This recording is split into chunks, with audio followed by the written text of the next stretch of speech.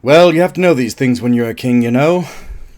So, if I didn't get in here and record this now, I wasn't going to, and I really wanted to record this tonight. Because I watched this movie, I think 2 nights ago now, and I didn't want to wait too long to get the review of The Lion King. And I'm talking about the original The Lion King from 1994, Disney's animated, not the live-action remake. Which I have not seen and probably won't on principle.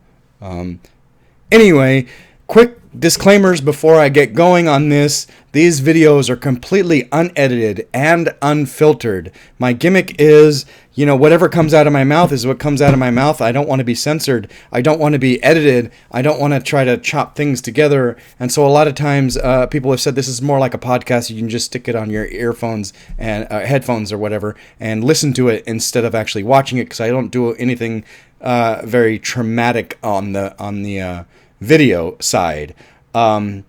And since they are unfiltered, if your kids are in the room, I would suggest having them leave the room. That just because I am reviewing The Lion King, which happens to be a Disney film, does not mean that I'm not going to say fuck throughout the throughout the review. There may be curse words or adult themes that come up, so ask your kids to leave the room.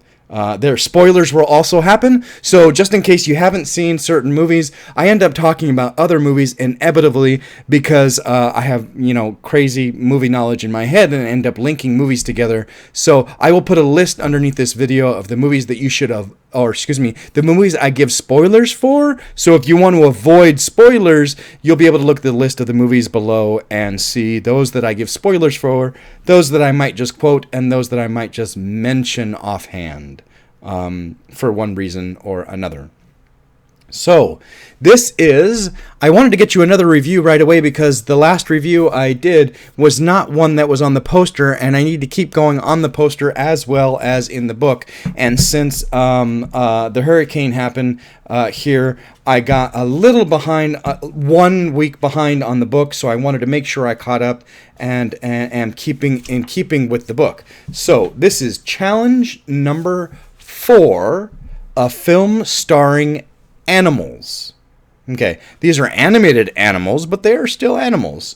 So I figured this fit the book, as well as being on the poster in one of the rows that I did not have anything marked off yet. So I got to put a new, right there is the Lion King, and I got to put a new scratch off a new one off the poster on that line that I had nothing else scratched off on.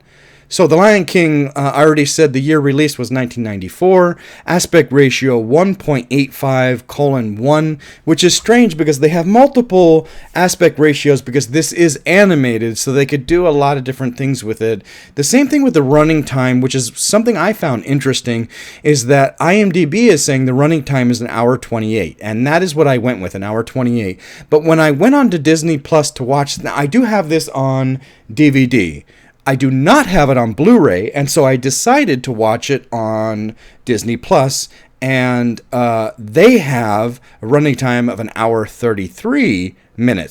I don't know what the difference is. I don't know what those 5 extra minutes are. I would be interested to find out what that was. Genre, animated, which is, I guess, its own genre in IMDb. Animated adventure drama. Rated G.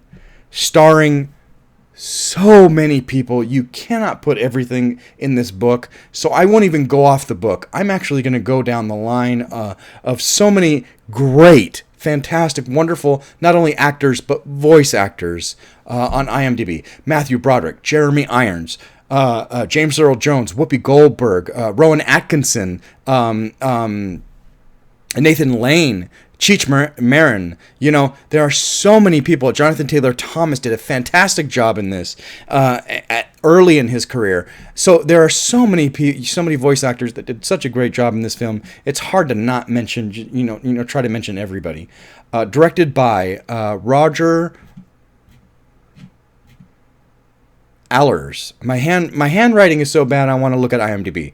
Roger Allers, Rob Minkoff. Produced by Don Hahn. Written by Irene I'm going to mess up this last name, Mecchi, Jonathan Roberts and Linda Wolverton. Music by Hans Zimmer. I love a lot of Hans Zimmer music.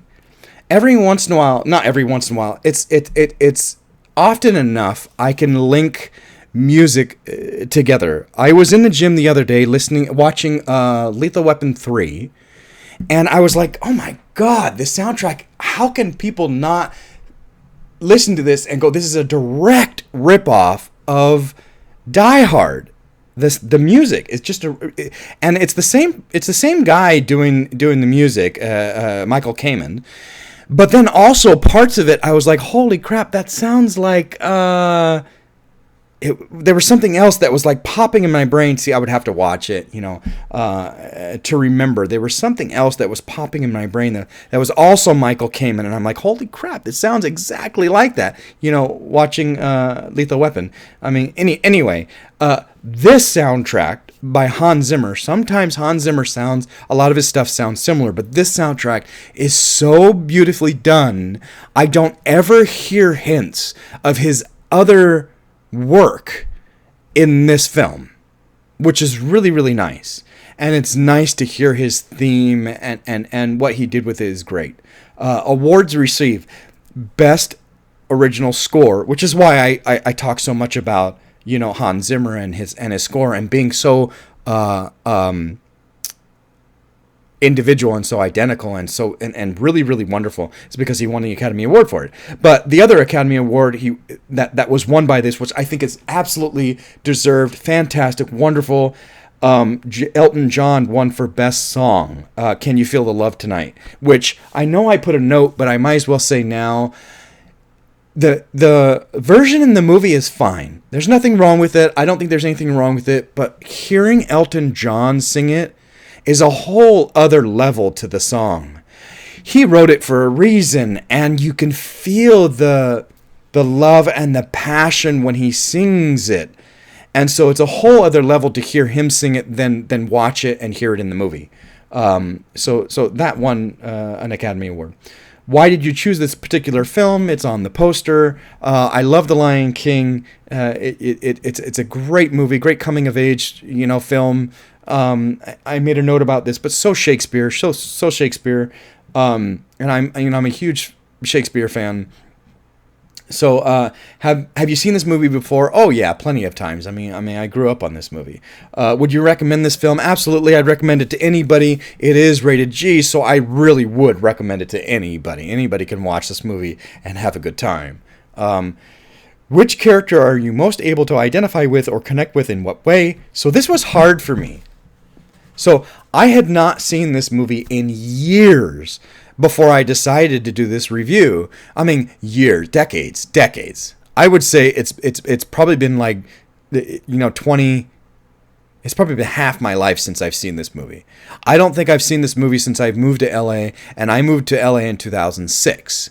So it's been a long time since I've seen this movie, and I could not, when going through this book, normally what I do is I try to answer the questions in the book before I sit down and watch the movie, because I don't want to be distracted. Yes, I am distracted because I'm writing notes, but I don't want to be distracted of what am I looking for when it comes to the questions in the books. So I try to do the book beforehand. And this time, I could not answer that question. I said, you know what? I got to answer it after I watch the movie, because I'm not sure who I identify with just remembering from what I remember of the movie. Okay? And finally, more than halfway through the movie, I finally went, I got it. Mufasa. Why? Not because I'm king. Not because I'm dead. Not because I'm James Earl Jones. No, I identify with Mufasa because he always tries to do the right thing. And he tries to help his son grow and understand. And he's slow to anger and quick to teach. And he's just a great character, and what it must be like to try to raise a son and discipline them. I think I made a note about this. Like, that must be the hardest thing in the world. Like, you have to discipline him, but how do you do that when you love your son that much? And it's just, it's a challenge. I've already talked about how I didn't grow up in the greatest, childhood. I didn't have the most wonderful father figure of a father, and so that challenge of being a father, I don't know what it is, because I don't have kids. I raised my nephew the first 3 years of his life, but I'm not a father. I don't have kids, so that must be a really difficult thing to do and to express. And I just love this Mufasa. The character is really well done, even though he's barely in the film. He's only in the beginning, or mostly only in the beginning. Best line or memorable quote. So every time I think of this movie, I think of Whoopi Goldberg, where the other character, Cheech, goes, Mufasa, and she goes, ooh, do it again. Oh, I shudder every time I hear Mufasa. Ooh, do it again. That's my favorite. I love that. Every time I think of the movie, that's what I think of. There are a lot of great lines in this movie, but that's the one that always sticks out to me. Were you surprised by the ending? What would you do differently? It's Disney. How can you ever be surprised by the ending? I mean, there's a running joke in Hollywood that they've Disneyfied the ending. So, Hollywood has this reputation.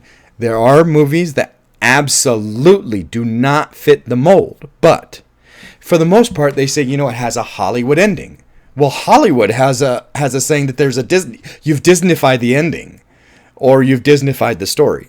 And so I cannot sit here and think of any Disney cartoon, animated Disney film that I was ever surprised by the ending. Not once. Pixar, I do not. Okay, so here's the difference. I do not include Pixar in Disney. Pixar is, in my opinion, it's a whole other thing. Their films are so far above Disney, in my opinion. The stories, the animation, every little bit. Their movies are, honestly, their animated films are a cut way above Disney. And so when I think Disney only. I do not think Pixar. So when it comes to Disney, there's no ending that I would ever be surprised by. Give me a break. No way. Okay. If you were to make a movie starring animals, what animals would you choose? Okay. So this was a little challenge, because what I want and what I would do are two different things. Why? Because what I would want to do is to make a film of animals that hasn't been done. Why? Because the artistic part of me wants to try something new and do something expressive, okay?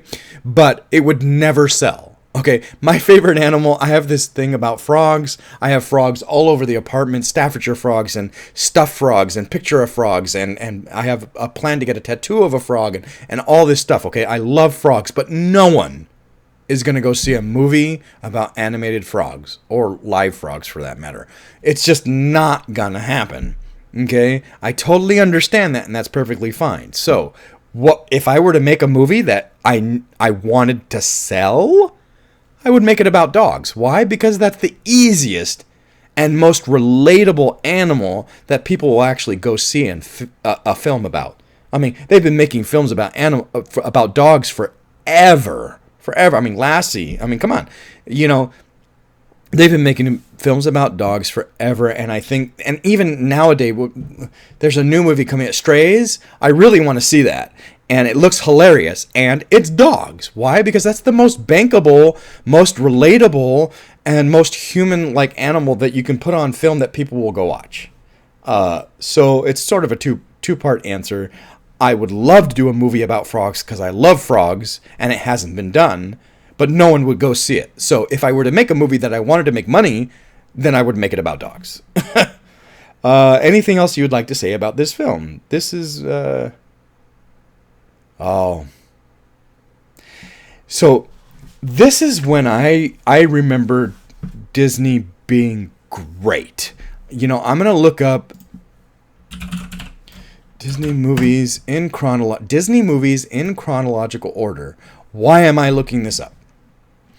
Because when I was growing up, yes, I was born in 1981, but I don't consider growing up until you hit probably about 80, until you hit 5 or 6 years old, and you're really starting to form memories and things like that. So, in 1986 on. And I remember, The Great Mouse Detective was one of my favorites. I still own it. But in my opinion, there was a few years there when Disney, in my opinion, put out like the best films, the best animated films that it's ever produced. And in my opinion, that's the 90s. Sort of, because The Little Mermaid was 1989, and I think that began like the era of Disney where Disney was fucking amazing. The Little Mermaid, Beauty and the Beast, Aladdin, Lion King, Hercules. These are the ones that I loved and thought were amazing and were looking forward to, and they blew my mind. And then, after Lion King, I wasn't the biggest fan of Pocahontas. I'm part Native American, 33%, over 33%, I think, according to Ancestry.com. And so there are certain times when it's hard for me to I identify mostly with the Native American heritage in my bloodline than I do anything else. And so trying to watch Pocahontas was a little difficult for me because it was Americanized, and it was a little, for me. I am not saying this is for everybody. I am saying for me, I couldn't get into it. Okay, so that's a whole other thing. But after The Lion King and Pocahontas came Pixar, with obviously everybody remembers and everybody loves Toy Story. Okay, so here's when Disney was amazing and making great films, and those are the ones that I remember. Those are the big ones that I remember. The Little Mermaid. Like I said, The Little Mermaid, Beauty and the Beast, Aladdin, Lion King, and Hercules. Those are the big ones. Okay? And this is the era of Disney where Disney was amazing. Now I feel like they're just producing.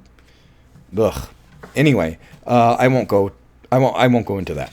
So here at the bottom of the book it says there were 970 animals on the set of Babe, 1995, but only about 500 of them made it into onto the screen. I think I saw that movie once, but I wasn't all that a big fan of it, and never saw it again. So okay, that's kind of cool. They used a lot of animals for that. That's fine. Okay, I have a bunch of notes. Maybe not as many notes as some others, but I do have notes. Okay, this totally. As soon as I started it and just heard the beginning, the music, and it just totally bring me back to when I was a kid. Like I said, I haven't seen this movie in forever, and so it really brought me back to like when I was a kid. I've seen Beauty and the Beast plenty of times since I was an adult. I saw the live action version. I liked it. I've seen the Aladdin plenty of times, even as an adult. So a lot of Disney movies I've seen, as an adult. For whatever reason, I don't know what, but for whatever reason, this is not one that I saw much. I don't think I ever really remember seeing this as an adult. And so watching it now was like totally bringing me back right to when I was a kid, when I first saw it. And it was just like nostalgia, like overload watching this movie. It was amazing. And I love that it's set in Africa. What did they have? The Rescuers or whatever? That was set in Australia. But there wasn't a whole lot of Disney where it was... Not that I can think of. There wasn't a whole lot of Disney animated films that you knew was set in a specific country that was not the United States. Now, things like, Sleeping Beauty, which is one of my favorites. I loved it. Beautiful. Cinderella. And one of my absolute favorite. Okay, my two favorites are The Sword and the Stone and Hercules. Okay, but Hercules was after. But The Sword and the Stone, Cinderella, Sleeping Beauty, none of those said where they were set. Okay, so you kind of just get this feeling like, okay, they're trying to, Americanize it, and it's probably set in the United States, or it's not set anywhere specific, and so it could be anywhere. Peter Pan, yes, okay, that was London. You knew that was London, okay? But this is the first time, really, that I remember we're visiting a beautiful foreign country, and Africa, with so much culture, like amazing culture, and to be able to incorporate the animals you normally don't see, the scenery you don't normally see, the type of music you don't normally hear, the audio, the what I'm trying to say is not what they're saying, but what they're singing, the language in what they're saying is not what we're used to, and it was just a culture shock in a great way. And I remember that being huge. I remember this was the time of, like, every time Disney put out a movie, you could hear the kids around the block constantly singing the songs. I never heard anybody singing songs from... Is there a song in Snow White? Oh yeah, there is. I never heard people singing, songs from Cinderella. I never heard people singing songs from my mom's favorite, which is Jungle Book. I never heard people singing songs of Disney on the street until The Little Mermaid, and it was constant. It was constant. And then Aladdin, and then this, Lion King. People sang the songs at school and on the street, and I never, this was the amazing, I've said this a lot, this was the amazing time of Disney, when they put out such great films that it was electric, and people were just, it was amazing. It was amazing. Okay, so let's stick to my notes and try not to make this a 5-hour review, because I've only got a few notes. I don't have a lot, so I don't want to make this... I have more to say than I realized I did. Jeremy Irons is amazing. I loved when I found out that he was going to be a Scar. Just hearing his voice is just fantastic. I love him. Oh, that's the other thing I wanted to say before I get too much into the notes. The computer animation. So I remember when Beauty and the Beast came out before this, and they made such a huge deal that now we are mixing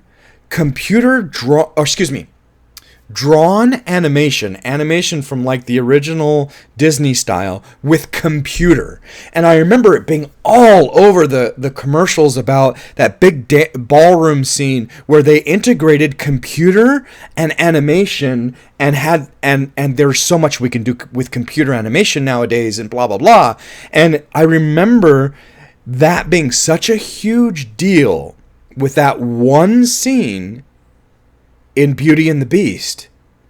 And then when the trailers for The Lion King came out, I remember them saying, oh, and we're doing the same thing. We're integrating, computer with animation. And it became a whole different level of Disney. Like, now we can integrate these really great shots with some really cool computer stuff, but also keep the original hand-drawn cells and animation and have a great mix of the two. And then, eventually came Pixar, which is all computer, which is gorgeous. I like both styles. And I gotta say, quick side note, the new Turtle movie that came out, Mutant Mayhem, that animation style blew my mind. It is so gorgeous. I can't wait to see that again.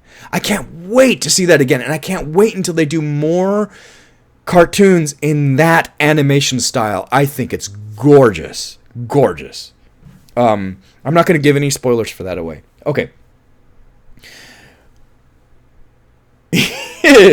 Okay, so Jeremy Irons. Speaking of Jeremy Irons, when they're making fun of him in the beginning, Scar, there's one in every family. He'd make a handsome throw rug, and just think, you could every time he got dirty, you could take him out and beat him. I remember that. So, the funny thing about that line is in Hercules, a couple of movies later, he's almost a throw rug. Scar is almost he's that meme that Hercules wears where they're trying to draw him and then he throws him off. I'm sure you all know all this, so it's not something new. But it's kind of funny that he has that Zazu has that line in The Lion King, and then a couple of movies later, he's almost a throw rug, practically. Thanks for letting us know who the bad guy is right away. There is no question when you first meet Scar that this is the bad guy. And I find that interesting because we're not even going to try to pretend that Scar is a good guy and we're going to, and then he turns into the bad guy. No, I mean, he is, from the coloring, from his lines, right away, he is the bad guy. Okay, here we go. We got the bad guy. We just met him and we know he's the bad guy. Thank you. Oh. That is not a typical Disney thing, by the way. Sometimes they kind of sneak that in. But this one, absolutely, here's the bad guy. No ifs, ands, or buts. Oh, Jonathan Taylor Thomas. So I want to say, oh my goodness, for such a young age, he did such a great job. I mean, he's only in half the movie. Yeah. And I'm sure you're I'm sure you're completely tired of me telling you this, and I probably shouldn't even say this anymore, but, I had a huge crush on Jonathan Taylor Thomas, too. He was born a couple of months, after me, so we're the same age, but, I never missed an episode of, what was the show he was on, until they kicked him off, Home Improvement, but just his age at the time, there are some people who can't really get across great voiceover acting. Because voiceover acting is absolutely... I have a client who's a voiceover actress. I have a client who does voiceover coaching. She's been doing it for decades. So I understand that there is a complete difference between voiceover acting and on-camera, on-film acting, just like there is a difference between on-camera, on-film acting and stage acting. These are three different beasts. Okay, three different styles of acting. I'm not saying that someone can't know them all. Absolutely. James Earl Jones, Jeremy Irons. There are some, to name two in this film, there are some great actors who can do all three. And then here, commercial acting is also a completely other beast. But we're not going to go into that. Just the three. So voiceover acting, stage acting and film acting. So to have someone this young, Jonathan Taylor Thomas, who does such a great job, I totally believe him. He's really good at this. And I just appreciated the fact that watching it as an adult, realizing that he was, how young was he? He was 13, 14 when he did this movie? 12, 13? 81, 13, so probably about 12 or 13, and did a great job with the voiceover. And who did the young? Even though Nala didn't quite have as much to do when she was younger, young Nala was Nikita Kalemi Harris. She did a fantastic job too. I mean, she's beautiful. I've never seen her before. I'm looking on IMDb. Anyway, so the two young actors who did this, they did some great voiceover for such a young age. Okay, anyway. I love that part when Mufasa tells Simba about the circle of life. When he gives him that life lesson about everything is connected and that there's a circle of life.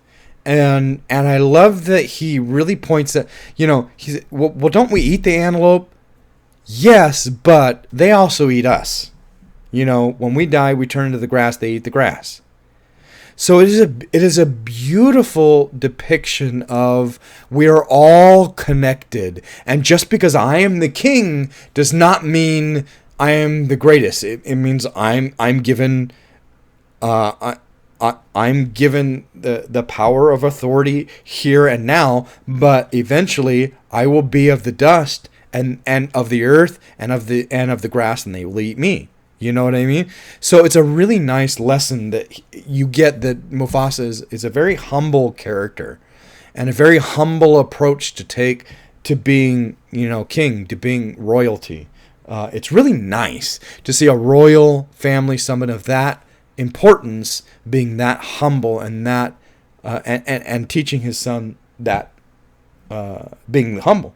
The bouncing lesson is hilarious. I forgot how funny that was. Like I said, I haven't seen this in so long. It was such a great moment where Zazu, you know, this is so humiliating. So it's such a great little. I love that scene. I was surprised and delighted and shocked by that scene because I hadn't seen it in so long, and it was so good. The stark difference between Mufasa and Scar. It's such a beautiful thing that you can do with casting. Sometimes with casting, but most especially with animation.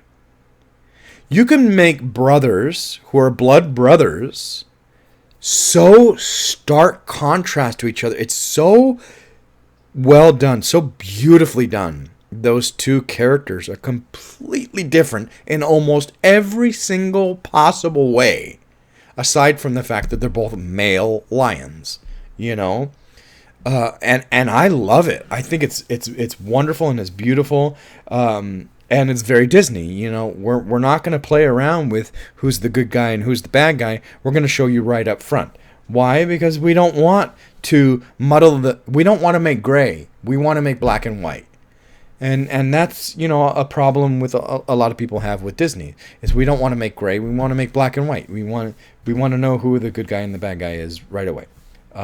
Which they don't always do, but to a degree they do. Age-appropriate actors. So, speaking of, you know, JTT and this other girl, I hate that I can't remember her name, but Nikita, being such great young voice actors, it raises the quality when you get age-appropriate actors. And case in point, the Turtle movie. They got age-appropriate, they got teenagers to play Teenage Mutant Ninja Turtles. What a novel idea.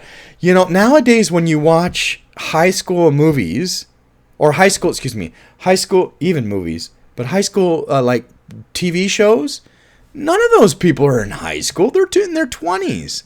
And back when you saw like Saved by the Bell, they were kids.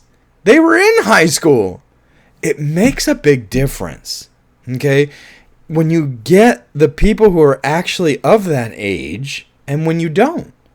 And I appreciated that the younger actors are played by younger people and the older are played by older. It could have been just as easy to get Matthew Broderick to soften your voice, kind of try to talk a little higher, and do a young Simba, and then talk a little lower and talk a little slower to be an older Simba. But no, they got two different actors. Why? Because it's appropriate.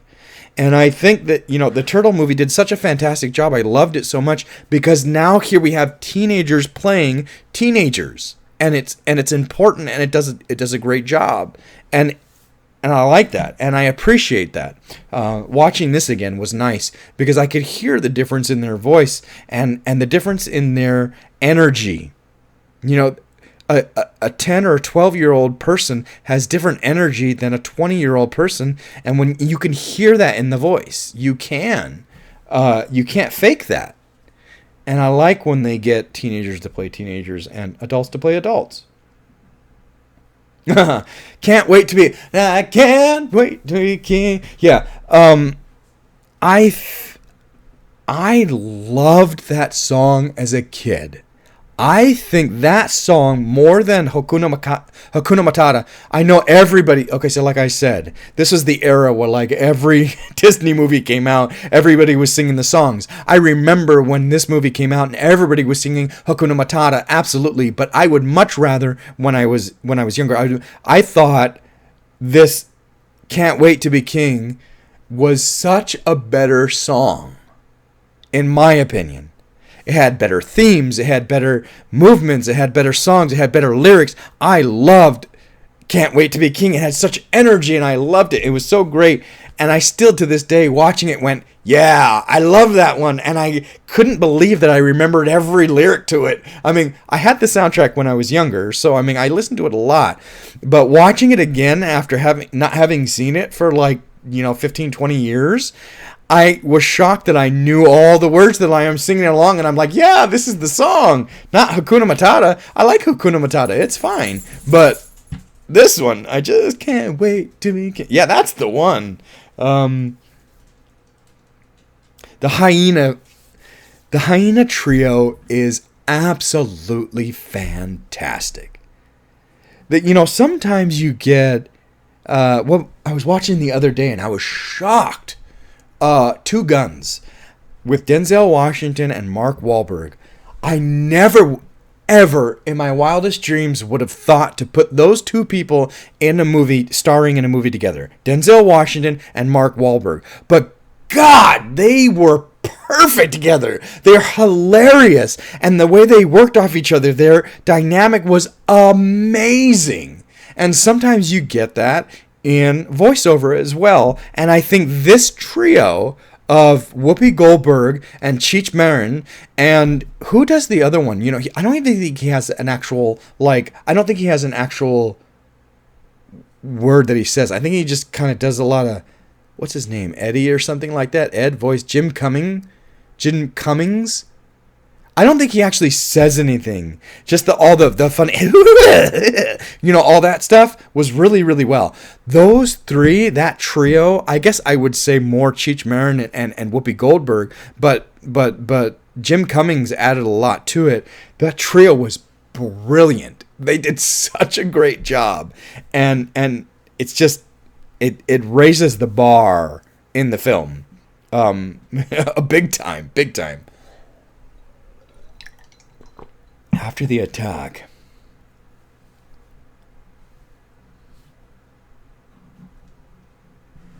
oh, okay. So I want to say real quick that when you have an animated film, especially something like this, and no, any animated film, it doesn't matter if it's computer animation, if it's the turtle animation, if it's claymation, stop animation like A Nightmare Before Christmas, any animated film, okay, I don't care what it is, there is absolutely no way you're going to capture something on film that is an accident. I'm sorry, you're just not. Nobody's improving the cells you're drawing, okay? Nobody's improving the cells you are drawing. So visually, you are never going to get an accident. It is on purpose. Why do I say that? I say that because there is this beautiful, and I mean absolutely wonderful, beautiful, quick shot. So after the hyenas attack, Mufasa saves them. He's taking them home. And he tells Zazu to take Nala home. I have to teach my son a lesson. Okay? That's not my best James Earl Jones, but it's it's because I've been talking too much and I've been drinking too much tonight. I was at a wine tasting earlier. Anyway, when he says, I have to teach my son a lesson, and Zazu goes away, and he calls Simba to him, there's this great, fantastic, wonderful scene capture cell where Simba's foot falls in the palm print of Mufasa. And Mufasa's palm print is so huge, and his tiny little paw, not only does he like fall into it, but his paw is so tiny and kind of bent a little awkward. Again, you have to understand, animation, what you see visually is never a mistake. That had to be drawn. That was not an accident. And it says so much. It says so much about, because he's trying to be his own, Simba's trying to be his own. He wants to be older than he is. He wanted to go to the elephant graveyard because he wants to be, what he thinks is king and brave and wonderful, and he wants to be big. And in that moment, he gets how much he has to learn. Not only does he get it, but we as the audience get that Mufasa is on a whole other level. He's so much bigger. He has so much understanding and knowledge. And in that one scene with that tiny little paw awkwardly in the big paw print, we get so much information. And it's wonderful. Like, whoever decided that this had to be in there was hats off to them, because it's such a great, quick moment scene. And then, like I said before, when he has to discipline his son, I don't know what that could be like. You have to discipline his son, but you love him so much, so you can't. It's hard for him because he starts off trying to discipline him, but then he kind of softens it and then turns it into the kings in the sky speech. It must be a difficult thing to do. Where's the fine line between trying to teach your son a lesson and how strict and how rigid you have to be to get the point across, and how do you know that the point has come across? And it must be a challenging thing, but it's a really good scene. And then after that, okay, so as much as I love Can't Wait to Be King, my absolute favorite song in this whole movie is Be Prepared. Okay, I tend to love, in the Disney movies, for the most part, I tend to love Disney animated. I tend to love the villains. Actually, honestly, in films, I tend to love villains. Why? Because so often people want to cast me as the good guy. I've played the prince so many times. I've played good guys so many times. I've been Hamlet. I was Hamlet when I was 17 years old. I've been George Bailey in A Wonderful Life. I've been, any good character, any prince, that's the first thing they want to cast me as. And I get it. Okay, fine, because most people know me and they want to cast me, and they're like, that's the... But the bad guys, like, they're the most fun and where it's at. And every time I watch a Disney movie, like, the bad guys almost always stick out in my mind. Oh my God, Sleeping Beauty. When she clashes her cane, I love that every time I watch it.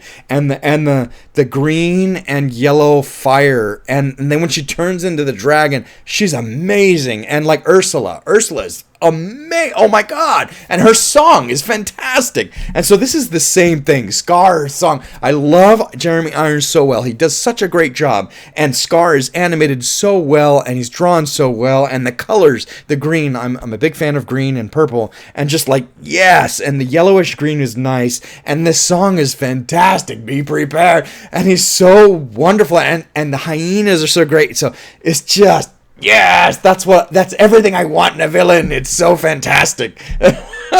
So Be Prepared was always my favorite. And of course I knew every line from it. Because, that's one of those...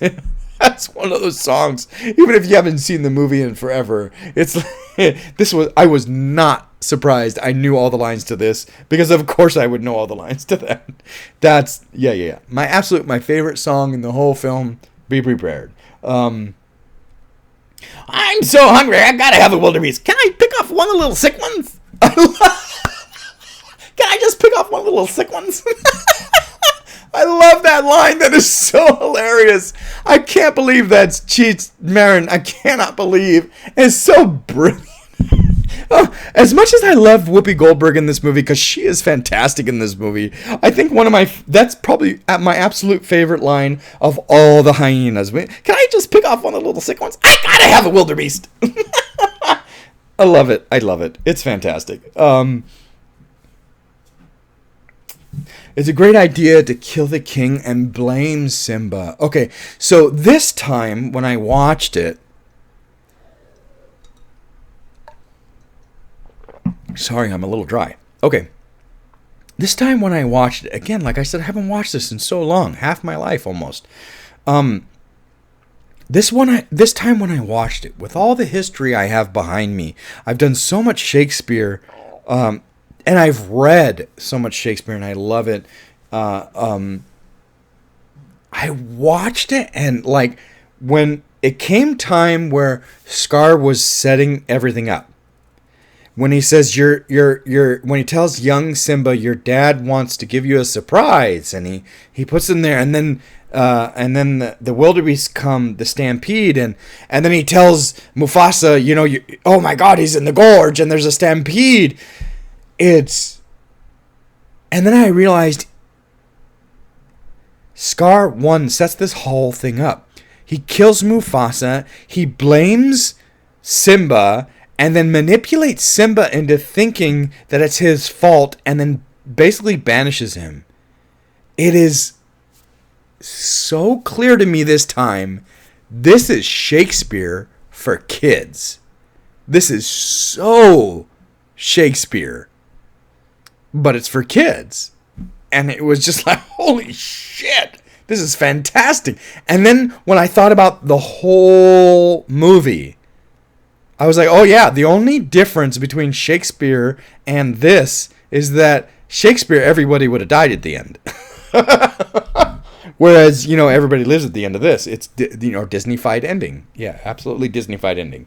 But this is, the themes are so old, but we don't grow old because they're so basic and fantastic and wonderfully done. Just because this theme has been done throughout centuries before The Lion King does not mean they're so core. We are not tired, and we watch The Lion King and we're elated because it's so amazing. And yet the story is so old. Timon and Pumbaa are awesome. Yeah. Just like Whoopi Goldberg and Cheech Marin. Nathan Lane and who is it? Ernie Sabella. Sabella. I'm sorry if I'm pronouncing your name wrong, Ernie. I've seen him in so many other things. These guys are great together. Wow. They play off each other so well. And Nathan Lane is like exceptional in this movie. I'm not the biggest, I don't follow Nathan Lane. It's not like I've watched everything he's ever done, but in this, he's absolutely like irreplaceable as Timon. Irreplaceable. Timon wouldn't be Timon without Nathan Lane, absolutely. And these guys are great. These guys are fun. I wrote here, I love that the kingdom has gone to shit. Why? I love that Scar manipulates the whole situation to take over, and then when he takes over, everything goes to shit. Literally. Yeah, he's probably hungry. The hyenas are hungry. There's no food anywhere. The lionesses can't find food because aren't doing their job. Why? Because they can't find the food. The whole place. I mean, that's That's also the mysticism of Disney. We have a bad guy in control, so everything goes to crap. And then as soon as Simba comes back, everything goes wonderful and the water is flowing and blah, blah, blah. The water is not going to stop flowing just because, you elected Trump. I'm sorry, I probably shouldn't have said that. But yes, the water's not going to stop flowing just because you elect anyway, Scar, just because Scar is a bad guy does not mean the water is going to stop flowing because Scar is now king. No, he can make bad choices and run the country into the ground. Like, again, I probably shouldn't say that. What I'm trying to say is there's a mysticism to the effects of Scar being king now that are not realistic, but they make sense within the world of this animated film, and it's done well. Like I said, Disney doesn't want to play around with who's good and who's bad. Oh, I almost forgot about this. And I had to pause the movie because I was laughing so hard because it cracks me up when, speaking of Timon and Pumbaa, when Nala shows up and she chases Pumbaa and he goes, "She's gonna eat me!" I love it so much. I don't know why I love that so much when his face just, "She's gonna eat me!" It cracks me up every time. I literally had to pause it. I was like, holy shit. I had almost forgot about that when I saw it again. It cracked me up just like the first time. It cracked me up. I love that. It's too funny. That line is great, and he does it fantastic. It's just so, not expecting it at all. I already said, "Can You Feel the Love Tonight?" Okay, it's a great song. I think it's fantastic, and when you're watching the movie, you don't get, in my opinion, you don't really get the feeling and the scope of it unless you hear Elton John sing it, and then you're like, oh my God. And you hear all the lyrics that he wrote, not just the ones they put in the film. There's something special about that song. And I don't know what else was up for, because it's not one of the things I track on my Oscar list. But I don't know what else was up for Oscars that year for Best Song. But this song was, wow. I mean, it moved me. It's a great song. Rafiki. Rafiki is the best. He's like Yoda. And Yoda's the best. I got him right over my shoulder all the time. Rafiki is the shit. You follow Rafiki. He knows the way. When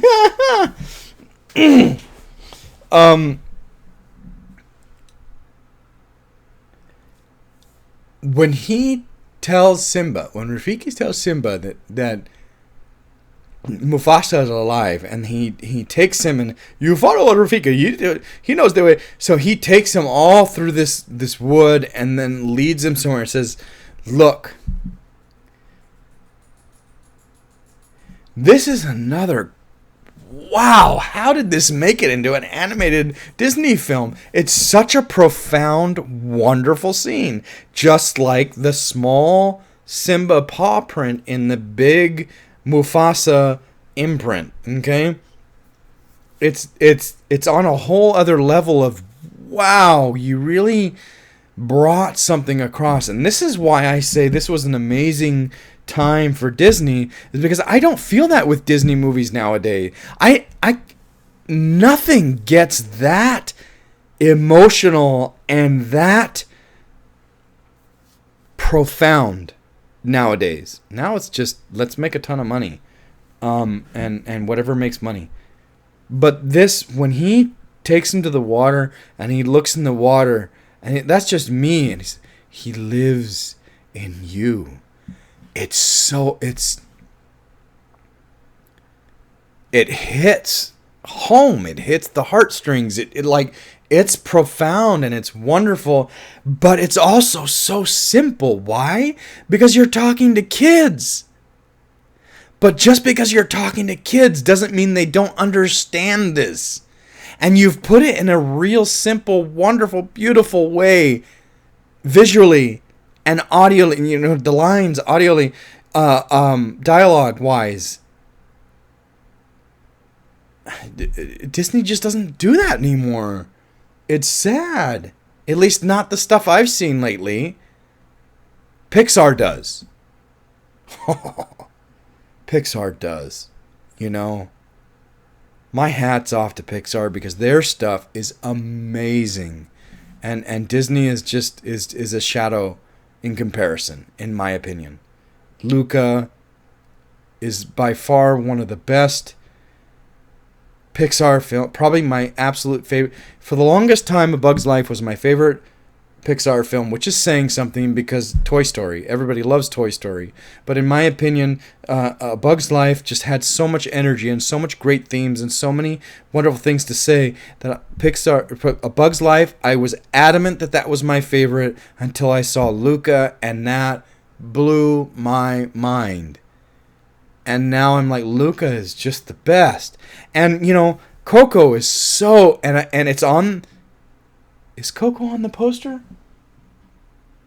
I think Coco's on the poster, so eventually I'll review that. Coco is amazing, too. Amazing. So Pixar's really, really on a whole other level. I would say Pixar is doing better than this era of Disney with Beauty and the Beast and Little Mermaid and this The Lion King and Hercules, which Hercules is my second favorite Disney of all time. The Sword of the Stone being number 1, Hercules being number 2.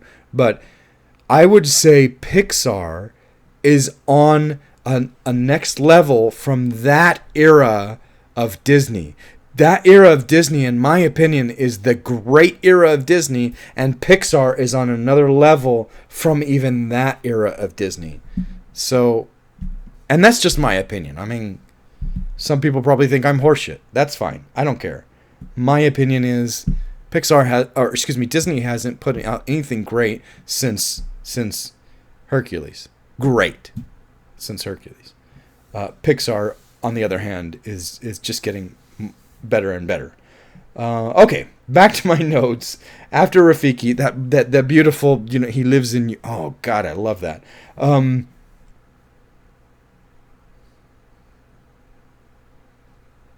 don't know what this note says, but he's a big pig. You can be a big pig too.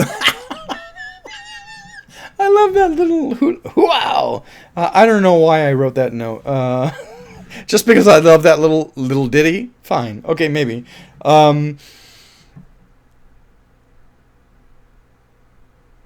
killed Mufasa.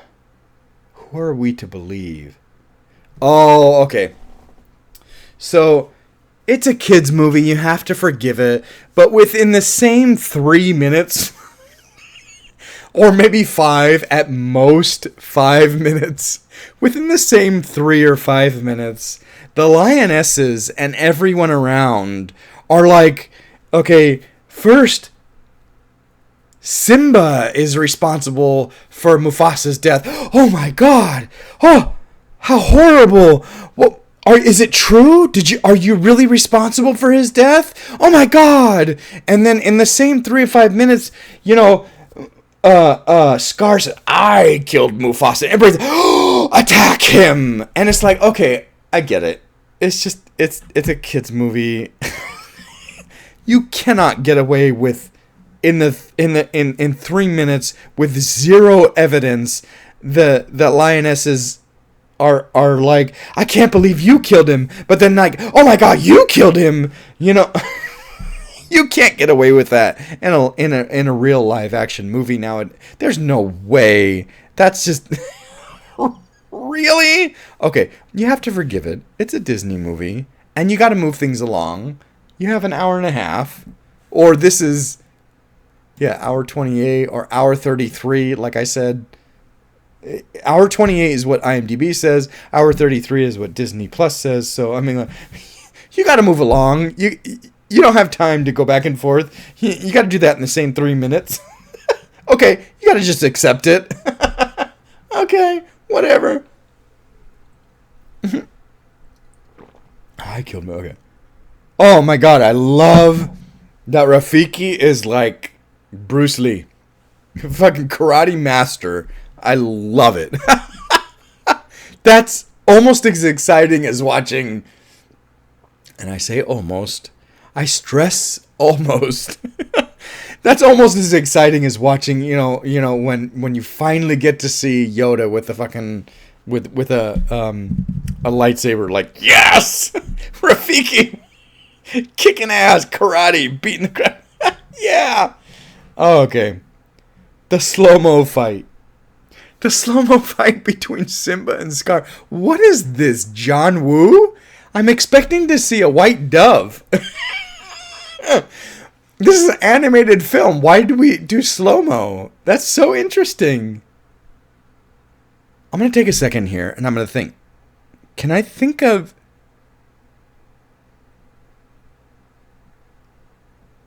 I cannot think of any other animated film. Please, in the comments, let me know if you know of an animated film that also slow-mos anything. I cannot think of an animated film that slow-mos anything. And the slow-mo fight between Scar and Simba, you totally expect that in a John Woo movie. You know, absolutely, definitely. But not in an animated film. And maybe they tried it once this time and were like, no, that didn't work. Let's not do that again. Because in my opinion, I was like, what are we doing? We're slow-moing this? Okay. I mean, I love this movie, but that was just like, oh, that totally unnecessary. We didn't need a slow-mo animated fight. That didn't, in an animated film. Okay. Oh, I thought it interesting that Disney decided we cannot have Simba kill Scar. We can't do that. Because God forbid we show a good, genuine character kill an evil, malicious character. Why? You've done it before? I mean, you've done it in other animated films. I'm not going to sit here and name them. Please, I'm sure you know. They've done it before. Where a heroic, good main character, maybe not even necessary, maybe not even necessary a main character, because in Sleeping Beauty, here I go naming them shit. In Sleeping Beauty, you know, Prince Charming was not the main character whatsoever. But he was the epitome of I mean, he's Prince Charming. Jesus Christ. Or is Prince Charming Cinderella? Maybe I'm wrong. Maybe Prince Charming is Cinderella and Prince John is Beauty? Sleeping Beauty? You know what? It's been so long since I've seen them. But the point is, he is not a main character, but he is the epitome of good, and he slays the dragon. And he doesn't kill the sorceress, like the sorceress, the bad, evil woman. He kills the dragon, okay?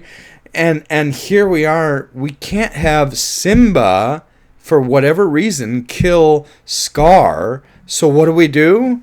We have the evil kill the evil. We have the hyenas kill Scar. So it's what an interesting choice.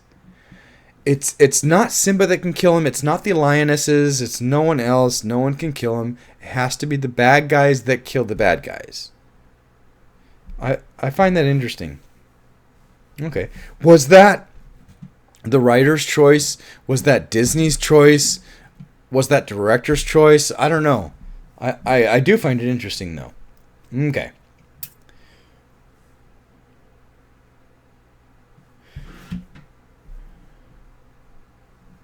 Oh yeah, I already talked about that. How, when you have a good ruler, like because it's animated, you have, a good king, and then everything's prosperous and the water is flowing, and you have a bad king and the water is not flowing. It's very stark contrast and very black and white. It's very interesting. The Circle of Life. So I love that the Circle of Life song is also the circle of the film. This is the last note I have. So the Circle of Life is the theme of the song, or the song and the theme of the movie. And it's the progression of the movie, because what did we have in the beginning of the movie? Simba's birth. And naming Simba and taking Simba in the Pride Rock. And what do we have at the very end of the movie? Simba's child is born, and he is taken to the rock, and blah, blah, blah. I like that it was we're not just talking about a circle of life on a small scale. We're talking about a circle of life on the entire film scale. Everything, including the film's opening and the film's closing. So that is my review of The Lion King. I love it. That is my ramblings about The Lion King. I love it. It's fantastic. I hadn't seen it in so long. I still love it, even though it's not a movie that I go to and watch all the time. But it still holds up today. Fantastic. And the only reason why I'm not watching the live action version is I'm just a little tired of Disney trying to capitalize and make money and not put out anything new.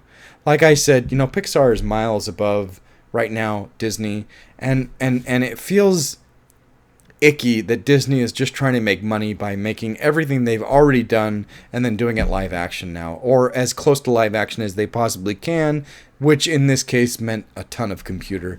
The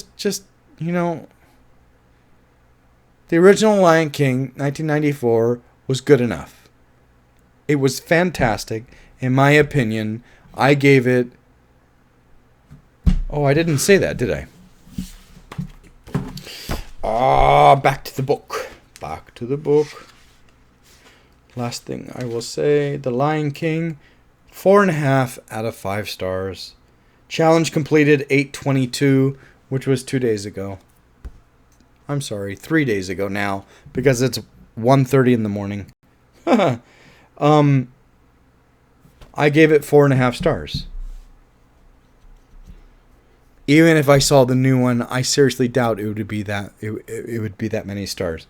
So, don't mess with the 4.5 star movie, or even a 4-star movie. Please don't mess with that. Just leave it be. Disney needs to come up with better stuff. And I'm not going to get on a soapbox here. I'm just going to say that's the end. So, thank you very much for watching. The next review will be sometime next week, and hopefully I'll get something that's not only on the poster, but in the book, like this one was. And I have one more row to complete. I see up there's a row that has nothing marked off on the poster. It's the last row I have left, and unfortunately it is a row that I have very little options because I think 2 movies in that row are Charlie Chaplin movies, and I've already said Charlie Chaplin, he's not my cup of tea. So eventually I will watch them, but I seriously doubt I'll be doing reviews. So it's going to be a little bit of a challenge finding something on that row to review. But hopefully next time I will have something on that row to review. Thank you very much for watching, and have a great weekend.